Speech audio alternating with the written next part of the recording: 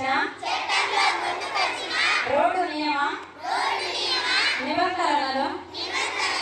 పాటిస్తానని ఇతరులకు తెలియజేస్తానని తోటి రోడ్డు వినియోగదారులను గౌరవిస్తానని రోడ్డు ప్రమాదములు జరగకుండా నా కర్తవ్యాలను శ్రద్ధతో